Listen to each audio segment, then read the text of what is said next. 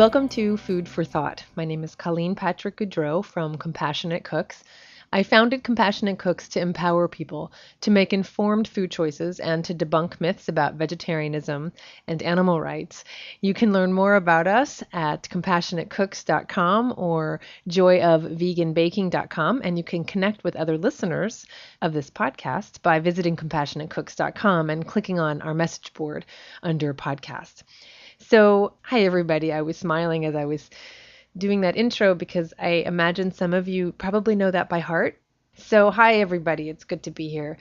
Today, before we get started, I'd like to thank today's sponsor, Barb Diggins, who recently told me why she sponsored the podcast. And she wrote this. She wrote, "I sponsored because when I decided to begin my transition to a vegetarian lifestyle, I was not given much support." Surprise, surprise, Barb, you're not alone out there. "I really needed your voice on my iPod telling me that I was doing the right thing, that I wasn't being too politically correct or ridiculous, that it's not wrong to tell my kids the truth about the world, that I can and should be comfortable living my truth, and I do not have to justify it to anyone else. Of course, being new to tofu, I also needed information, which you provide in abundance. Now I'm informed and comfortable in my decision and my eating. My family has become more supportive, and I've become more confident saying no to situations that are not in my comfort zone. I still love the podcast and listen to each new one, but you got me to a point where I don't need you anymore. I know there are other people out there who do need you, and many of us who enjoy listening to you, so I'm glad I helped you keep going by sponsoring a podcast. It feels really good to put a little money where I finally have the confidence to put my words and deeds." I think that's great. I love that Barb doesn't need me anymore. My whole intention is to help you all feel confident and strong so that you can go out into the big bad world armed with information and resources, and so that you don't have to rely on me so much. And I'm really thrilled that you're all finding each other through the message board. So thank you, Barb. Thank you very much, both on behalf of Compassionate Cooks and on behalf of all of those who benefit from the work you help me create. Thank you. If you'd like to become a sponsor, you can do so by visiting the website, compassionatecooks.com, and clicking on support our podcast. You can support this work in a number of ways. It's up to you. You can become a monthly sponsor, or you can make a one-time contribution. Anything you can do is a huge help, and I really appreciate all of your support. Thank you all very much.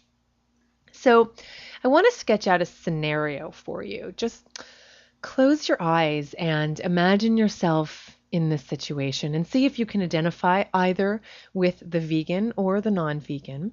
I've been in this situation a number of times when someone's talking about their favorite dish and then they realize I'm there and they say with a very sad expression, "Oh, I'm sorry, you can't eat that." Or they go to offer you a piece of candy or something and then they say, "Oh, you can't eat that. I forgot. I'm sorry."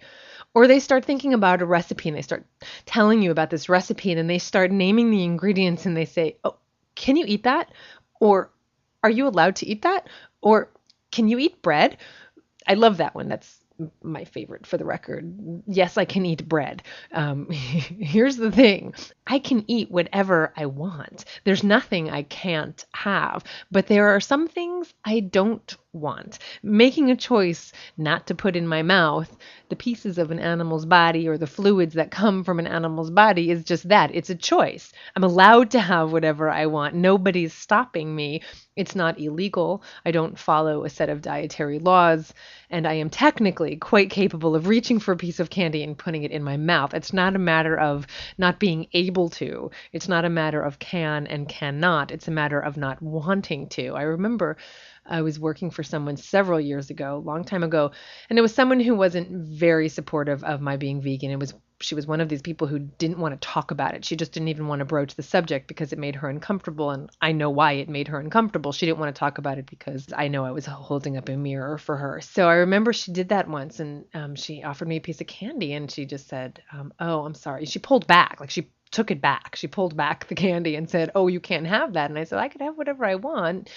And she just took offense to that. She took offense to my saying, "Well, technically I can have it if I want." She goes, "Well, I know, but you can't. But like but you can't have it." And I was like, "No, I can have it. I don't want it." And he was kind of uncomfortable, but that's what you got to do. You got to speak your truth and say it out loud. And it's helpful for people to hear that perspective. I think part of the problem is that it appears that being vegan is about saying no, about declining things that are offered to us. It appears that it's about deprivation or asceticism or sacrifice or martyrdom in some people's perception.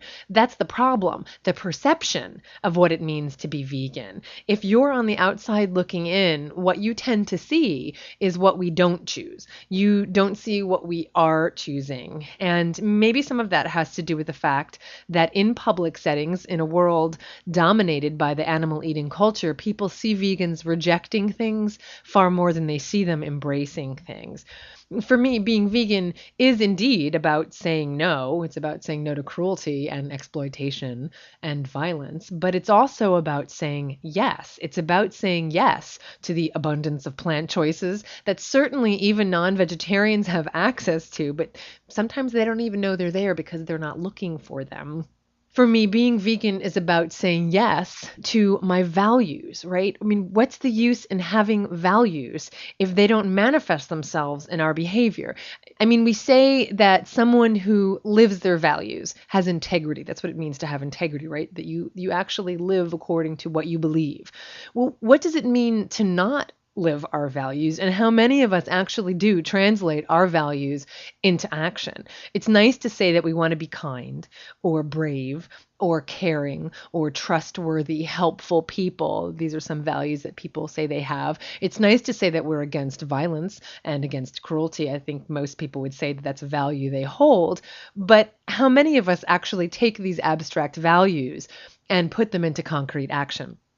For me, being vegan, which extends to every area of my life, is an opportunity to do just that, to put my abstract values into concrete action. By choosing not to eat the used and mutilated bodies of animals, I'm saying yes to my values of peace and nonviolence, of kindness to others, of compassion, of empathy, of freedom for others, for myself, of harmony, of simplicity. By choosing to look at what happens to other animals, human and non-human, on my behalf, which is often just for my convenience, just for convenience, I'm saying yes to my values of accountability, of responsibility, of commitment to truth and knowledge, of honesty and of openness. By standing up for what I believe in and fighting on behalf of those who have no voice, who have no rights, I'm saying yes to my values of fearlessness, of justice, of service to others, of generosity, of selflessness, of strength and courage and unity. My integrity as a human being isn't separate from my values as a vegan. It's all connected, right? It's all connected. Now, can you truly manifest your values and not be vegan? That's a question each individual has to ask himself or herself. Some people have different values. Maybe some people don't have values of nonviolence or peace or whatever. So everybody has to answer that question for themselves. But speaking for myself, when I became vegan, all the guilt and hypocrisy and conflict I ever felt about who I thought I was and who I was showing to the world just melted away. I didn't have that feeling when I wasn't eating land animals but was still consuming their products, cow's milk and chicken's eggs. I didn't have that feeling, but that feeling of that guilt and that hypocrisy, that conflict really did go away when I became vegan. And that has been the most incredible feeling. For me, being vegan is about expansiveness and openness. And I know I've said that before, but it's not about restriction. It's not about limitation. It's not about rules. It's not about doctrine. I'm not forbidden to eat animals. I don't want to eat animals, right? That makes sense? And this is why I thoroughly despise the use of the phrase dietary restrictions or dietary limitations or special diet requests. It's also why I don't like the phrase strict vegetarian. It just sounds so rigid and clinical. The truth is, sometimes even the word vegan feels small to me because I wonder if it really describes everything I just said about it encompassing so much. But then I remember Donald Watson's his definition of the word vegan and his intention in coining it. Now, in case you didn't know, the word vegan was coined in 1944 by Donald Watson, an amazing man, an amazing British activist and founder of the first vegan organization. Now, this was in England, mind you. He lived from 1910 to 2005, which made him 95 when he died. He died just 2 months after his 95th birthday. And we haven't really talked much about, I don't think we've talked at all about Donald Watson. And I think it's about time we do, since he was a pioneer and a truth teller, and he paved the way for all of us today. Donald Watson was born in Yorkshire, which is in the northern part of England, which is also where the Bronte sisters are from, if you remember from your English classes. And as you might imagine, vegetarianism, let alone veganism, wasn't exactly popular. So you think you have it bad in, I won't name any places, but you think you have it bad wherever you are. Just imagine it being 1930 something in this farming and meat eating community in which he grew up. And actually, as I said that, I imagine some of you can identify with that. But his parents were very supportive, which helped, and they were very accepting of the choices he made over the years in interviews and such. He talks about his early memories of his childhood when he saw animals pushed through doors alongside butcher shops to be killed. He talks about the time he saw a cow and a calf enter together, and he wondered later which one the butcher killed first. On another occasion, he watched a cow being killed at an abattoir, which is a slaughterhouse in a field where local children could see everything, where the children could witness it, this kind of really difficult thing to witness. And he talks about being at his Uncle George's farm, where various animals were kept. And he remembers, he says, that, and this is in his words, they all gave something. The farm horse pulled the plow. The lighter horse pulled the trap. The cows gave milk. The hens gave eggs. And the cockerel was a useful alarm clock. The sheep gave wool. And he said, I could never understand what the pigs gave, but they seemed such friendly creatures, and they were always really glad to see me. Then the day came when one of the pigs was killed. I still have a vivid recollection of the whole process, including the screams. One thing that shocked me was that my Uncle George, of whom I thought very highly, was part of the crew. I decided that farms and uncles had to be reassessed. The idyllic scene was nothing more than death row, where every creature's days were numbered by the point at which it was no longer of service to human beings. Now, for me, stories like these that people like Donald Watson tells, people who grow up on small farms, who are either desensitized to the violence they witness or who become traumatized by it, or both, just add more weight to the argument that the problem is not merely about the ways in which we keep and kill animals, but rather that we keep and kill animals. I can't tell you how many emails I get from people who tell me their experiences of what it was like growing up on a small farm and witnessing the animals being killed, or witnessing the animals being there one day and the next day them not being there. This takes a huge toll on the children especially, but on everybody who's in this situation. And this whole movement that calls for the return to the small farm, and nothing wrong with return to the small farm when it comes to vegetables and plant foods, in my opinion. But this idea that if we just return to the small farm in terms of animal agriculture, everything would be fine. But this is an impossibility, first of all, unless people substantially reduce their consumption of animals. This is just a farce. It's a farce because it assumes that you're preventing cruelty by killing animals humanely. And of course, you know that I would argue there is no such thing. And it's a farce because if you look at the people and the organizations who have usurped the ethics, particularly organizations like Slow Food USA or Alice Waters or Heritage Foods USA, or all of these little groups that have grown up around this philosophy, they are huge proponents of meat consumption. So they don't just come out and say, let's all, actually substantially reduce or eliminate our consumption of animals and really focus on plant foods. They're huge proponents of meat. They might talk about locally grown and seasonally eaten foods, but what they emphasize more than anything else is meat. Any animal and every animal that could be killed and consumed by humans. And I see this on the menus of all these kinds of places. I have to say what's really funny these days, and I do go to mostly vegetarian restaurants, but when I go out to a non-vegetarian restaurant, I find it really amusing, in a sick sort of way, that every time there's a mention of an egg or a chicken or some kind of animal, there's always something that says naturally raised or humanely raised or small farm or cage-free or free range, or all of this language that has grown up around this. And it's not possible. They can't possibly continue to serve the amount of animal products they're serving and have these all come from small farms. So anyway, this is just really interesting to me because the story that Donald Watson tells about his being traumatized, witnessing these animals killed or just hearing them killed, was what changed his life. And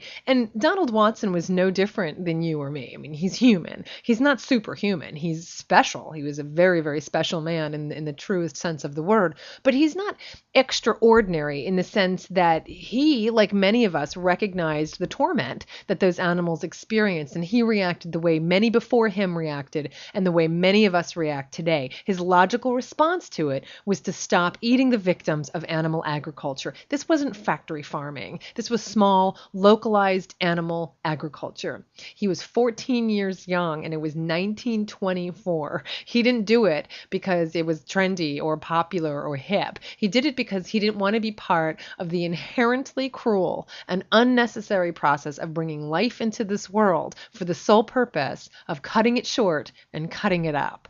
Watson made a New Year's resolution and it stuck for 81 years until he died. 18 years after he became vegetarian, he became vegan. He was 32 years old and it was 1942, and his brother and sister eventually joined him. And early concerns, obviously people, parents and family members had concerns about their potentially doing something dangerous for their health, eventually subsided, like most of us experienced. And he went on to help form the Vegan Society, the first vegan organization in the UK in 1944. Now, just to give you some perspective, the first vegetarian society was founded in 1847, okay, and that was in Ramsgate in Kent, in England again. And so that's the Vegetarian Society, 1847, and the International Vegetarian Union was founded in 1908 with their first World Vegetarian Congress in 1908 in Dresden, Germany. And so this year, 2008, marks their 100-year anniversary, and there's a chance I may be speaking there at their big Congress this year, which is their 100th year anniversary in Dresden, Germany. So that would be just incredible. And if you're listening to this after 2008, let's just say I may have spoken there at the World Vegetarian Congress in Dresden, Germany. So going back to the Vegetarian Society, 1847, they were really the first to popularize the word vegetarian. Now, they claim to have created the word vegetarian, which I think is interesting, just so you can bring this up in conversation. It's just something to ponder. They claim to have created the word vegetarian from the Latin vegetus, meaning lively, which is how they felt being vegetarian. But the Oxford English Dictionary states that the word was formed from the term vegetable. Now, regardless of whether the word was derived from vegetus or vegetable, the point is that Donald Watson became frustrated by a philosophy of living that was initially intended to embrace the freedom from all exploitative products, but which came to include eggs and cow's milk and honey.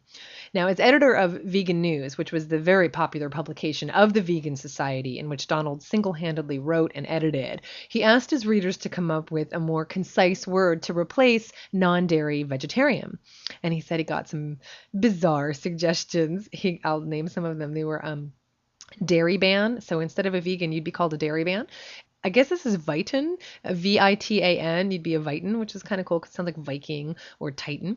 Benevore, Benevore, which would technically mean, I suppose, eating goodness, which, okay, that might work. So you'd be a benevore, or sanivore, which I'm not really sure what the etymology would break down to. It's maybe clean, Sani would be clean. So sanivore, which sounds like some, I don't know, dinosaur of some kind. So just be happy that Donald and Dorothy, his wife, decided on the word vegan instead of sanivore by taking the first three and the last two letters of the word vegetarian.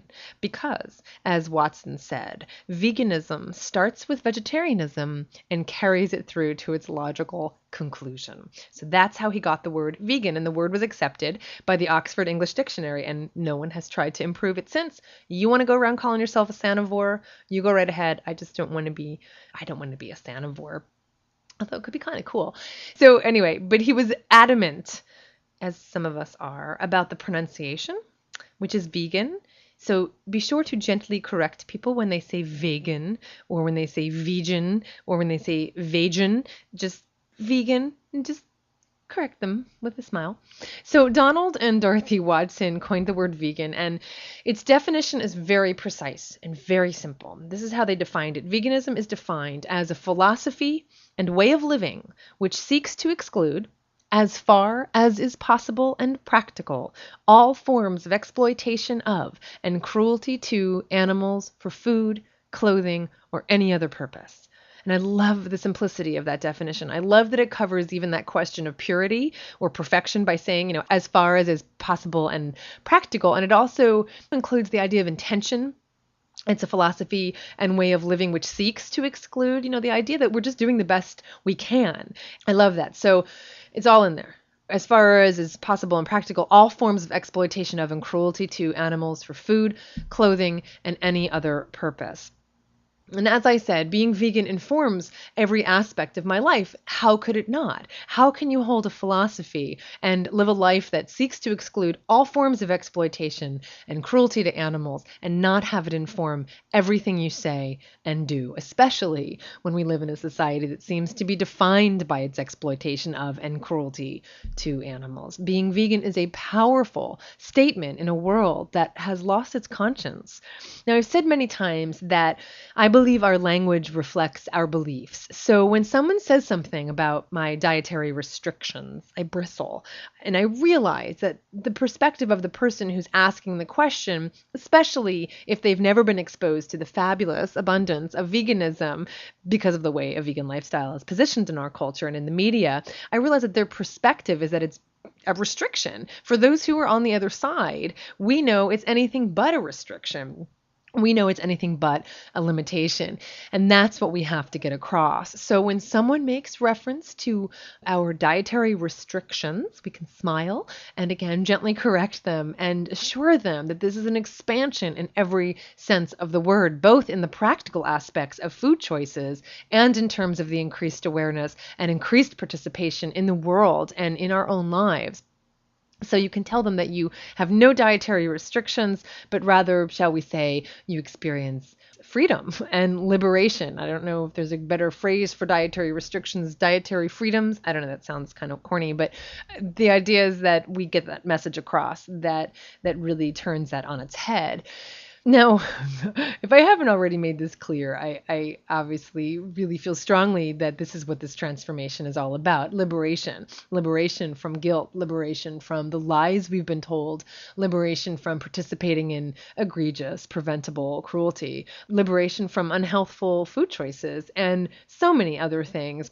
Many of us have that feeling. I can't tell you how many people I hear from who tell me that they develop a deeper relationship with the animals with whom they live, their dogs or their cats or their bunnies, and even their fish when they become vegan.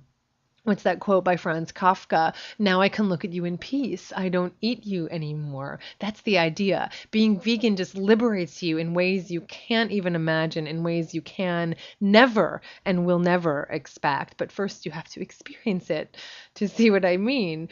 In an interview with Donald Watson a few years before he died, he was asked if he had any message for the millions of people who are now vegan. And his answer was this: take the broad view of what veganism stands for, something beyond finding a new alternative to scrambled eggs on toast or a new recipe for Christmas cake. Realize that you're onto something really big, something that hadn't been tried until 60 years ago, and something which is meeting every reasonable criticism that anyone can level against it. And this doesn't involve weeks or months of studying diet charts or reading books by so-called experts. It means grasping a few simple facts and applying them. He goes on, we don't know the spiritual advancements that long-term veganism over generations would have for human life. It would certainly be a different civilization, and the first one in the whole of our history that would truly deserve the title of being a civilization. May you realize you are indeed onto something really big if you feel the powerful effect of veganism in your own life. Just imagine the potential it has to heal the whole planet. You can open your eyes now. This is Colleen with Compassionate Cooks. Thanks for listening.